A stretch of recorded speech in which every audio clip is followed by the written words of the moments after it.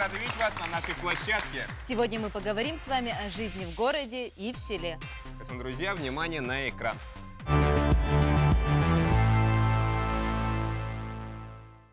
Кто-то мечтает о размеренной сельской жизни, а кто-то о перспективах города. В последние годы все больше людей, прежде предпочитавших оставаться в городах, рассматривают возможность переезда в сельскую местность. Николай Абутов – молодой фермер из Намского Улуса. Несмотря на длительное время, прожитое в крупном городе, он решил, что выбирает для себя жизнь в селе. Он занимается разведением крупного рогатого скота и содержит семейную ферму.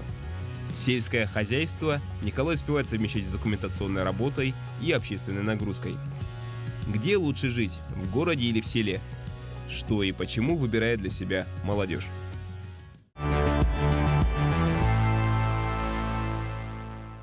Друзья, чтобы разобраться в этой теме поподробнее, вам нужно будет разделиться на две группы. Оптимисты – те, кто считают, что жизнь в селе для молодежи является перспективной. С той стороны, что она менее стрессовая, во-первых, ну и во-вторых, являет в себе экологичность. Пессимисты – это те, кто считает, что молодые люди предпочитают жить в городе, поскольку в нем больше возможностей для образования, а также работы, развлечений и многого другого. К тому же жизнь в деревне непосредственно связана с сельским хозяйством или разведением животных. Молодежи такая работа не в радость, а многим людям достаточно ездить в села лишь на летний период для отдыха. При этом каждая из сторон должна стараться перетянуть на свою сторону больше участников. В конце передачи у каждого из вас будет возможность поменять свою точку зрения. Соответственно, оптимист, проникшийся аргументом пессимист, может перейти к ним и наоборот. Поэтому, друзья, выбираем зоны. Оптимисты будут справа. Пессимисты слева. Делимся. Итак, встречаем нашего героя. Молодой фермер Человек, выбравший сельскую жизнь. Николай Абутов. Привет. Присаживайся. Николай, здравствуй. Всем привет. Сейчас вам дается ровно минута, чтобы вы могли рассказать нам о себе. Хорошо. Меня зовут Абутов Николай, Намский Улус, село Маяхтах. Я после школы переехал в Новосибирск и 9 лет жил там. До этого работал моряком на Сахалине. В Новосибирске был бизнес. Потом пандемия дала свои коррективы. Я переехал обратно в село и открыл ИП. И у нас сейчас фермерское хозяйство. Сейчас небольшое блиц-интервью, быстрые вопросы и быстрый ответ. Быстрый ответ. Так, первый вопрос.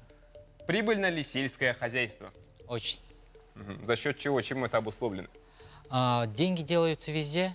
То есть, если у тебя есть коровы, при сдаче молока у тебя там, очень дорого получаешь. Здорово. Какие есть сложности в сельской жизни? Сложности встречаются. Это не хватает таких жизненных инфраструктур, то есть парикмахерских, где-то развлечений, где-то что-то купить. Надо будет далеко ездить и добывать. Почему вы решили стать фермером? Что вас подвигло к этому? Получается, мои родители занимаются этим всю жизнь, и я в детстве тоже помогал. Потом, когда приехал, была идея сделать фермерское хозяйство. Если у тебя фермерское хозяйство, ты имеешь право сдавать молоко, то есть открываешь ИП, юрлицо и то бишь уже начинаешь зарабатывать. Фермерство – это все-таки образ жизни или профессия? Это образ жизни. С какими трудностями вы столкнулись в начале своего пути? На самом деле я мало понимал, что при открытии такого вида сферы деятельности есть очень много государственных программ, то есть, которые помогают, облегчают при открытии. Но я открыл сам, то есть никаких программ я не использовал, то есть, поэтому были мелкие такие трудности. В чем, по-вашему, отличие городской жизни от загородной? Свежий воздух, уют и, я бы сказал, еще спокойствие. без суеты. Изменились ли ваши пищевые привычки в связи с переездом? Даже очень сильно, потому что когда я жил в Новосибирске, я мало готовил, больше кушал где-то в кафе, либо в фастфудах. А сейчас прям надо готовить и прям свои продукты. То есть мясо, молоко. Как фермер, насколько вы требовательны к качеству своих продуктов? Очень даже сильно, потому что сейчас на качество я обращаю очень сильное внимание даже в магазинах. Какие мифы о сельской жизни вы бы хотели развеять? Что фермер — это не только доярка и тракторист, а вполне себе нормальные люди. Хорошо, давайте поаплодируем. Конечно. Итак, Николай, сегодня перед вами те, кто постарается узнать вас немного поближе, ну и пообщаться на нашу сегодняшнюю тему. Так, справа от вас расположились оптимисты. Они считают, что люди устают от слишком динамичного ритма жизни в больших городах и поэтому стремятся в села. Помимо этого, все больше горожан начинают отдавать приоритет своему психологическому здоровью, а не амбициозным запросам города. И именно потому переезд в небольшие населенные пункты становится приоритетом. Слева же от вас расположились пессимисты. Они считают, что молодые люди предпочитают жить в городе, потому что в нем больше возможностей для образования и работы, развлечения и многого другого. К тому же жизнь в деревне непосредственно связана с животноводством или земледелием. Молодежи такая работа не в радость. Многим людям достаточно ездить лишь в села летом для отдыха. Вот, друзья, давайте мы сейчас обратимся к вам. Пожалуйста, поделитесь, почему вы оказались на той или иной стороне, чем обусловлен ваш выбор. Ну, давайте начнем с оптимистов. И я выбираю село. Потому что мне не нравится городская суета, а в село там всё тихо и спокойно. То есть даже идеальные условия, чтобы поработать для меня. А так я хочу там работать именно с документами, программами всякими такими, и использовать, конечно же, общие связи, то есть узкий круг связей. В деревне ты можешь знать всех своих друзей, конечно, или родственников, или партнеров, коллег, всякое такое. Но я лично считаю, что в городе слишком много суеты. Ну, именно сейчас, что происходит в данный момент, там очень много машин, звуков и людей, ну и развлечения полно людей. Везде очереди, можно сказать. Ну и я лично так считаю. Я хотел бы выразить свое мнение тем, что перспектив для развития как личности студента в городе намного больше, чем в деревне, так как здесь выбора банально очень много. Тут, кстати, очень странно то, что большинство студентов поддерживают жизнь в селе, чем в городе. Оптимисты, пожалуйста. Я сам родом из Мегна-Кангаласского улуса, то есть сам вырос тоже в селе. Я сейчас учусь в Якутском сельскохозяйственном техникуме именно по специальности агрономия. Я выбираю позицию села, потому что там чуть свободнее человек двигается, да? Вот говорят же, что именно вот в городе больше возможностей, да? Но все оно очень ограничено. Везде нужно в чем-то платить, да? А вот в селе вот сам ты вышел и уже можешь куда угодно сам ходить. Вот именно свобода мне больше нравится. Пессимисты, пожалуйста. Выбираю город из-за того, что в данный момент в плане демографии даже огромная разница есть в селах молодежи и пенсионеров, например, тех же, старшего поколения. Работоспособное население, оно уезжает из сел, то есть и остается в городах. В селах очень мало молодежи остается на данный момент. То есть и в плане возможностей также Город перспективный. город намного перспективнее, да. Оптимисты, пожалуйста. Я считаю, что жизнь в деревне, да, ты сам являешься и потребителем, и производителем. Ну, почему именно такой взгляд, да? У меня родители тоже занимаются, индивидуальным предпринимателем, отец. Сам же производишь молоко, сметану и мясо. И сам же обеспечиваешь себе жизнь. Жизнь в городе, каждый твой шаг стоит каких-то денег, сил. Ну все, я выбираю село. Я выражу ее мнение своими словами. Так, если задуматься, то в деревне просто банально застой. Город более динамичный, как для студента, то, что он энергичный молодой парень, допустим, как я, может спокойно выбирать или передумывать. А в деревне одно и то же. Разнообразия нету. Все-таки давайте мнение девушек тоже послушаем. Город продвигается в плане удобств, больше инфраструктур, все, что под рукой, все есть. И также развлечения, всякие культурные походы, театры, музеи. А вот в селах ничего нет. Оптимист, пожалуйста. Хотел бы выразить свое мнение, что в деревне каждый человек важен, да, и каждый имеет свою роль, и каждый может изменить жизнь в деревне в лучшую сторону. Любой человек может задать темп развития в деревне. В наше время сейчас деревня очень быстро развивается, и я думаю, нету такой деревни, которая вот без интернета и т.д. и т.п. Предела для развития в деревне. Пожалуйста, еще мнение. Я считаю, что наше подрастающее поколение должно, наоборот, развиваться, а не уходить назад, смотреть назад, как говорится.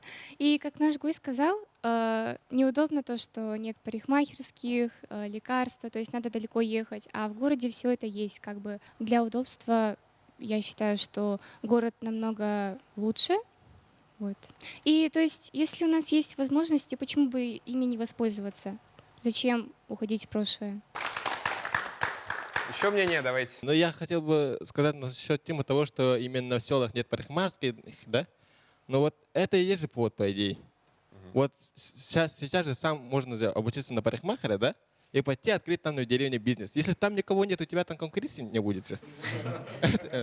А спрос есть. Да, спрос есть. Волосы не Вот зубы. хотят же все деревня хотят, да, мы хотим парикмахерскую. Вот иди сам, да. Можно начать свободный бизнес.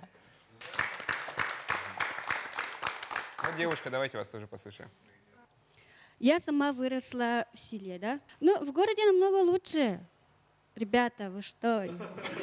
В деревне скучно, там молодежи мало.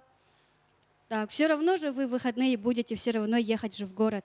Правильно? Правильно. Было бы даже, если, например, в деревнях благоустройство было бы доступно всем, вот, мы бы, наверное, я бы переехала туда. Лично я бы переехала.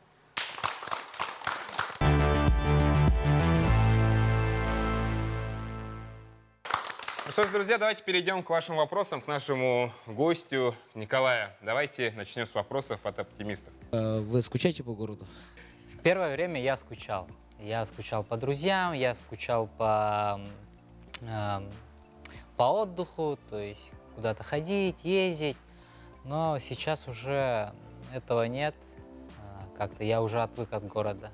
И когда я приезжаю в город, я устаю очень сильно. Да, пожалуйста. Вы говорили то, что у вас есть бизнес. Был бизнес, да, в Новосибирске. А почему вы так резко решили переехать? Бизнес был, когда я только учился. После этого мы открыли, как сказать, кальянную. То есть она проработала, кафе, скажем, проработала, потом закрылась. Вот.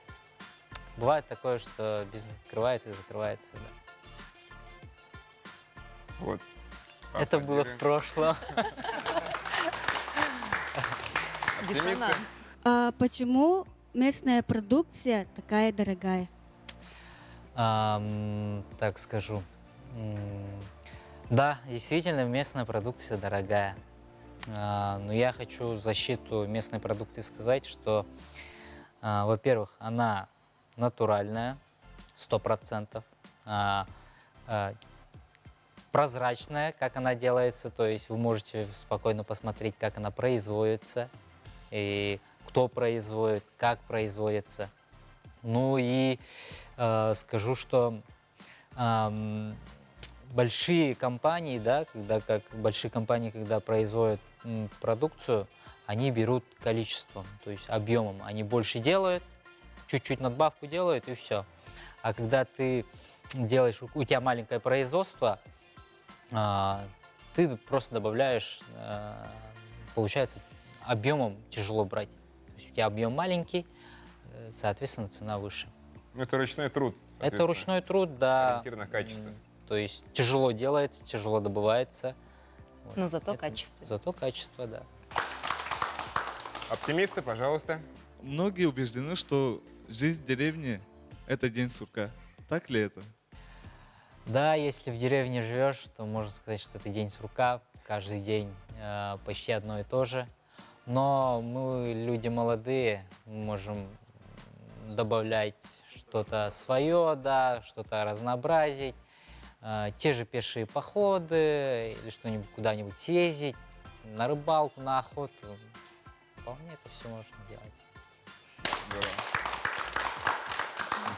А как отреагировали ваши друзья на ваш переезд в деревню? Да, друзья были чуть-чуть в шоке, когда узнали, что я переезжаю. Я переехал прям в миг. Я помню этот день, это было 15 ноября. Я просто сидел, я устроился только на работу, и сидел и думал, блин, что же я здесь делаю? Почему я не могу уехать домой и там попробовать себя? И просто за 2 часа купил билет и уехал. То есть приехал сюда. Друзья были в шоке, они об этом узнали прям, можно сказать, на ходу. Я сказал, что я уезжаю. Но мы держим связь. Они сейчас рады, что я приехал обратно, помогаю родителям, помогаю друзьям. Вот. Они рады, они, наверное, видят это все. Всем привет. Вот. Да, были в шоке. Извините, а вы женаты? Нет. А если с будущей супругой образ жизни будет разниться? Ну, как сказать, я что-то себя в городе не вижу, но в будущем может случиться все, что угодно, потому что я не отрицаю этого. Но я ближайшие свои годы вижу в селе, и я не то, что я просто там живу, да, а я какие-то усилия даю, чтобы и село развивалось, и чтобы... Я хочу, чтобы деньги села оставались в селе. Сейчас в республике такое, что те деньги, которые зарабатываются в селе, они уезжают в город, потому что там студенты, там дети, там молодежь. Родители зарабатывают деньги, отправляют своим детям, а дети тратят в городе везде. Даже взрослые люди что-то, если хотят купить, они покупают в городе. Все деньги с села уходят в центр, в город. Я хочу, чтобы было наоборот. Деньги, которые зарабатываются в городе, они приезжали и оставались в селе. То есть это туризм, это агротуризм, это те же парикмахерские, которые очень нужны в селе. Я не знаю, они очень нужны на самом деле. И очень большой плюс для молодежи есть в том, что то, что есть в городе, можно открыть в селе. То есть производство чистой воды, вот доставка воды, это тоже очень важно. Даже суши-роллы важны в селе, нужны даже, можно сказать. То, что здесь есть, можно открыть там и Это будет нормально востребовано. да, неплохо зарабатывать. На самом деле я очень хочу, чтобы внутренний туризм у нас в республике развивался просто. У нас природа хорошая, у нас время года просто все 4 сезона очень даже красивые, рентабельные со стороны туризма. Зимой холодно, летом жарко, осенью дождливо, весной прям все цветет. Пожалуйста, еще вопросы, пессимисты. Правда ли, что, живя в селе, меньше испытываешь стресса? Стресс, он везде стресс, везде встречаешь. Но да, в селе намного спокойнее, режим хорошо держится. То есть в 6 утра встаешь, и без будильника встаешь, засыпаешь вечером, рано утром просыпаешься, режим держится очень хорошо. Стресса меньше в городе, да, в городе больше устаешь, наверное. Ну, я по себе говорю, что я в городе больше устаю. чем отдыхаю. Спасибо. Аплодисменты.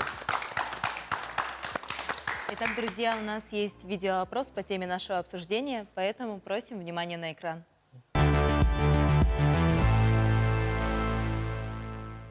Вы выбрали жизнь в городе или в селе? Или в селе? Ну, в данный момент нам удобно жить в городе. А так, жизнь в селе тоже есть, имеет свои плюсы. Так что, где, ну как, я бы и пересмотрела, там, могла бы переехать, но сейчас нам удобно здесь, в городе.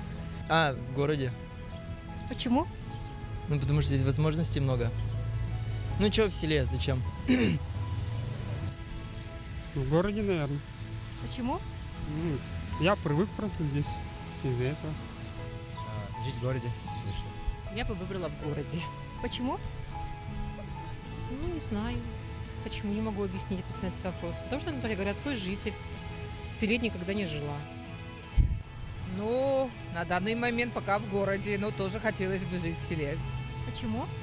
Ну, потому что в селе все экологически чистое, все натуральное, свежий воздух. Ну, в настоящее время, когда пандемия и так далее, это, наверное, заставляет задумываться людей быть ближе к природе, к экологии. В городе, конечно. Почему? Ну, инфраструктура, удобство, город маленький, все удобно, все рядом. Мне нравится. Скорее всего, в городе. Почему? Ну, насчет удобства, наверное, в первую очередь.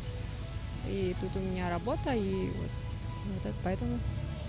Жизнь в селе очень интересна, но я понимаю, что очень сложно найти профессию, там, ну, применение свое. Ну, каждый сам выбирает, наверное, где ему лучше. У кого-то корни деревенские, там ему лучше, комфортнее. Родные, близкие. Кто-то карьеру здесь делал, когда приехав с деревни, там поступил в университет, либо в училище, нашел работу. Здесь, наверное, в зависимости от пола, встретил там жену или мужа. Дети появились, здесь закрепился, здесь ему нравится. В принципе, у нас, я по России поездил, если сравнивать с такими городами, как Благовещенск, Мурманск, тоже северными, да, можно с какой-то части. Наш город намного красивее. Я вам честно слово говорю.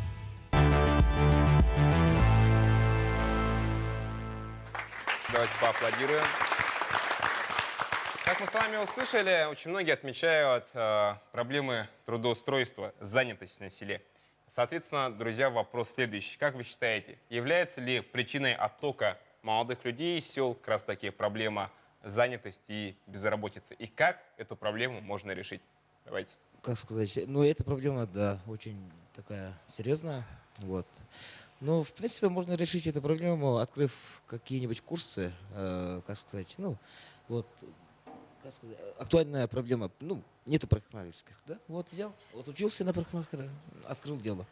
Либо что-нибудь такое, как сказать, быстрое, ну, поваров, ну, поваром стать, либо кем-нибудь кондитером, либо что-нибудь такое свое открыть, ну, что нужно людям, да. Спрос порождает предложение, ну, учесть это и отучиться и открыть что-нибудь свое. Почему бы и нет? Вот.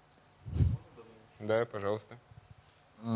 Я считаю, что условия есть в деревне, потому что там твои родственники, родители, которые тебя поддержат, чтобы ты построил фундамент для своего будущего. Вот. Еще мнение, ребят? Ну, проблему безработицы в селах можно было бы решить, наверное, финансированием государства.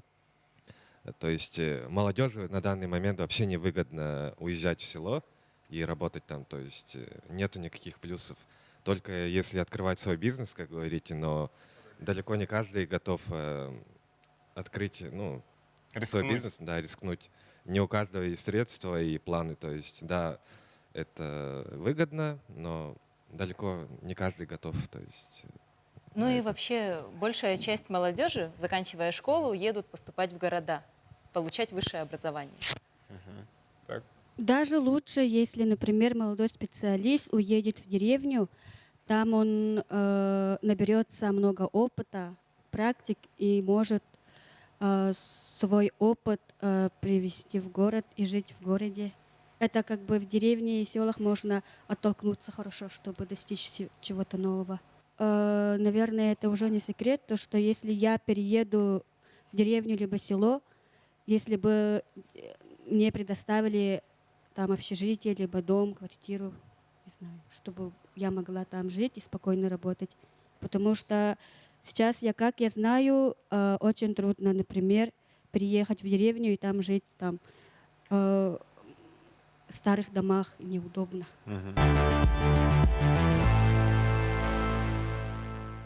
Проблему трудоустройства в деревне это можно было бы решить путем открытия новых рабочих мест. А как правило, все изменения начинаются с города. То бишь город поддерживает деревни, отправляет туда специалистов. Эта проблема решается в самом городе, а не в селах.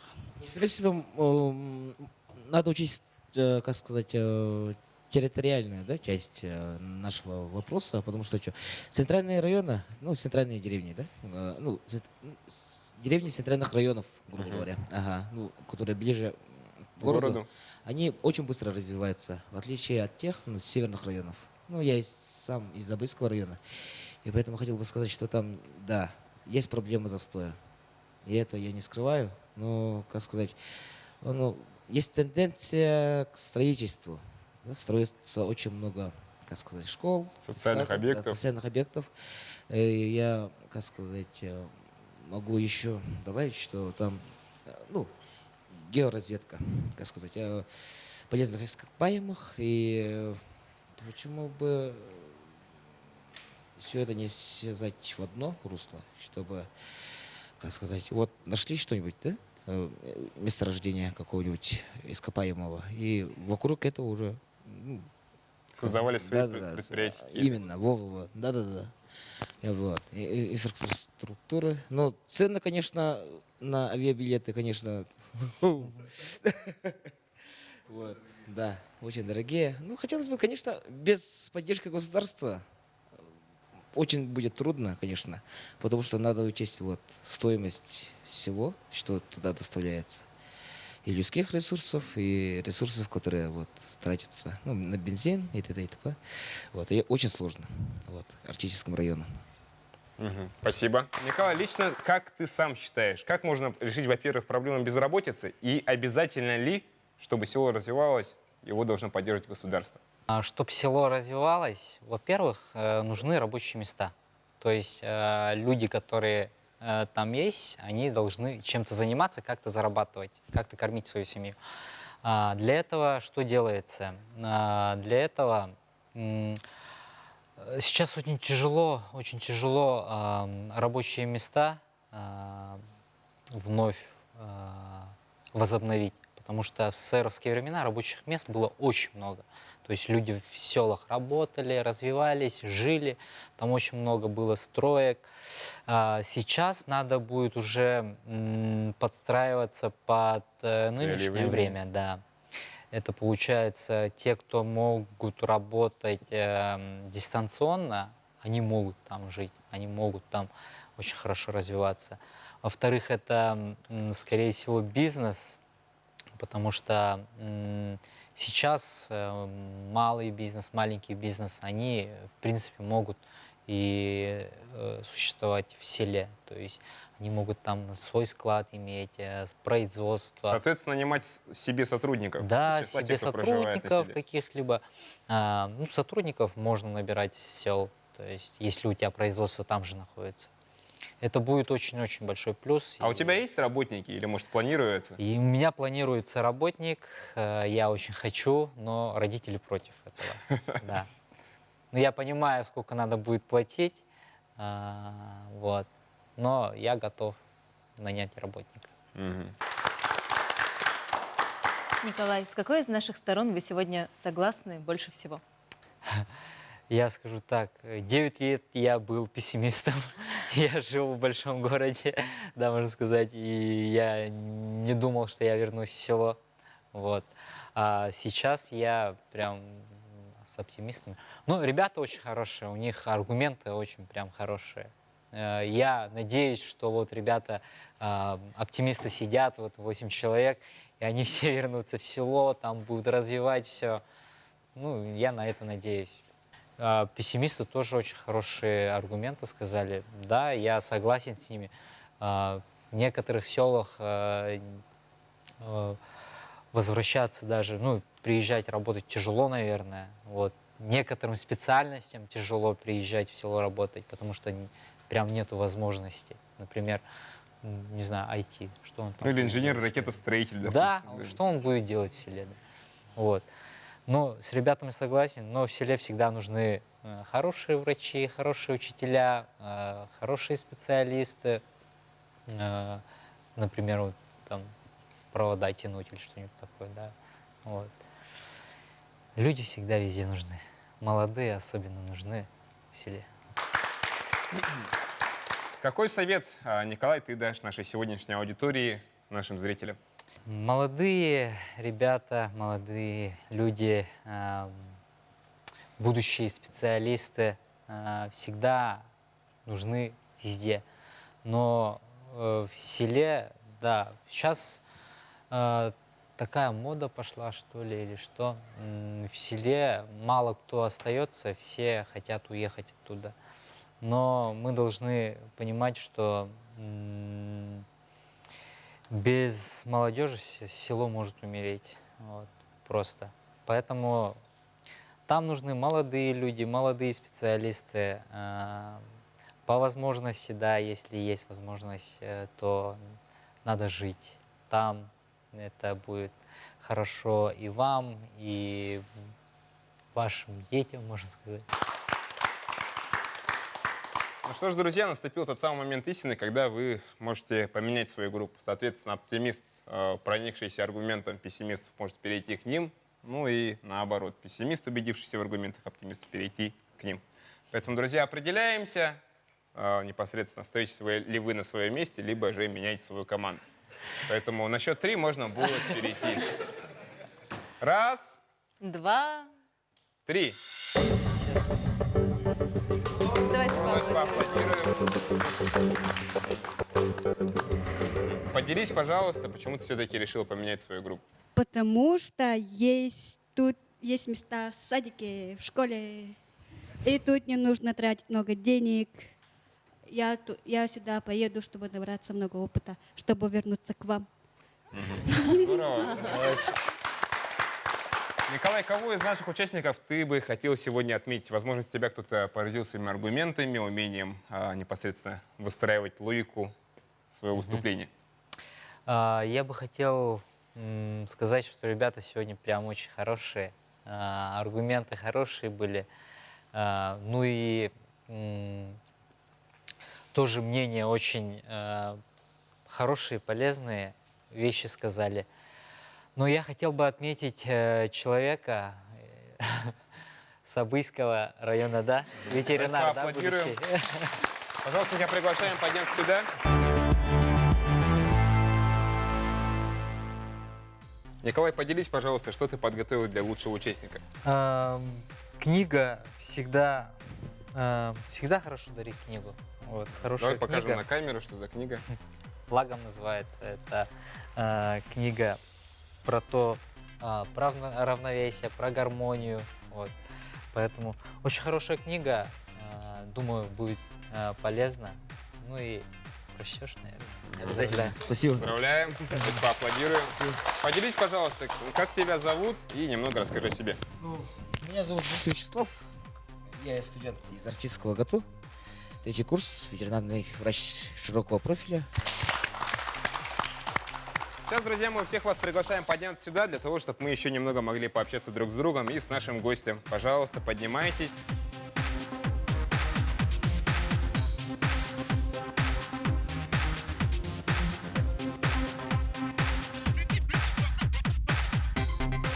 Это была передача «Я молодой» С вами были ведущие Елена Гагарина и Антон Васильев. Будем развиваться вместе. На благо себя и родной республики. Всем пока!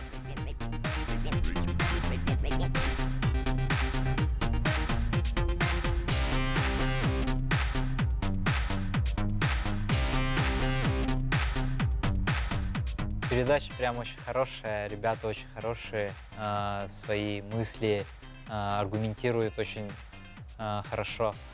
Но и программа, я думаю, будет полезна для молодежи, которые живут в селах, ну и в городе. В селе надо жить, там можно зарабатывать и можно жить.